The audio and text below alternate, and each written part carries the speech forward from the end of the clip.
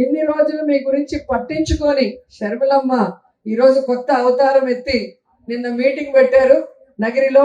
నేను వైఎస్ఆర్ బిడ్డ అని చెప్పుకోవడం తప్ప వైఎస్ఆర్ గారిని అభిమానించే మీకోసమైనా వైఎస్ఆర్ గారికి పేరు తెచ్చే విధంగా ఏమైనా ఒక మంచి పని చేసిందా అంటే ఏమీ చేసింది లేదు. మొన్నటి వరకు తెలంగాణలో వైఎస్ఆర్ తెలంగాణ పార్టీ అని పెట్టి నేను ఇక్కడే పుట్టాను, ఇక్కడే పెరిగాను, ఇక్కడే పెళ్లి చేసుకున్నాను, తెలంగాణ ప్రజలే నా ప్రజలు, వాళ్ళకి సర్వీస్ చేస్తాను చచ్చిపోయేంత వరకు అనింది.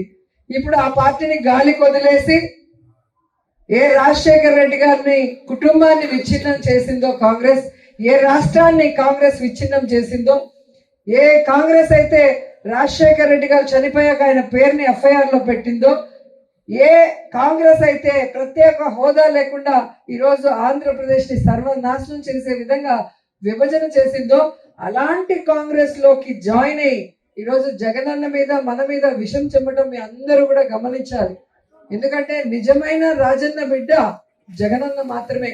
తన తండ్రి పేరు ప్రతి ప్రజల గుండెల్లో జీవితాంతం గుర్తుండే విధంగా ఆయన ఆశయాలకు తగ్గట్టుగా ఆయన కోరుకున్న విధంగా పేద ప్రజలకి ఈరోజు పని చేస్తూ వైఎస్ఆర్ పేరు మీద పార్టీ పెట్టి ఎన్ని కష్టాలు, ఎన్ని అవమానాలు, ఎన్ని తప్పుడు కేసులు పెట్టి జైల్లో పెట్టినా కూడా ఏ రోజు పారిపోలేదు, ఏ పార్టీకి తల వంచి వాళ్ళకి సరెండర్ అవ్వలేదన్న విషయాన్ని మీరు తెలుసుకోవాలి.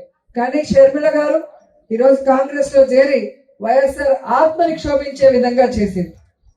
ఈరోజు జగనన్నని ఓడించడానికి చంద్రబాబు నాయుడు వదిలిన బాణం లాగా చంద్రబాబు నాయుడికి మంచి చేకూరే విధంగా వైఎస్ఆర్ కాంగ్రెస్ పార్టీ ఓట్లు చీల్చడానికి మా నాన్న వైఎస్ఆర్ అని చెప్పుకుంటుందే తప్ప నాన్న పేరు నిలబెట్టే విధంగా ఏమీ చేయలేదనేది మరొకసారి గుర్తు చేసుకోవాలి. ఈరోజు వైఎస్ఆర్ ఆశయాల కోసం పనిచేసేది జగనన్న అయితే వైఎస్ఆర్ ఆస్తుల కోసం ఈరోజు రోడ్డెక్కి పోరాటం చేస్తుంది షర్మిల.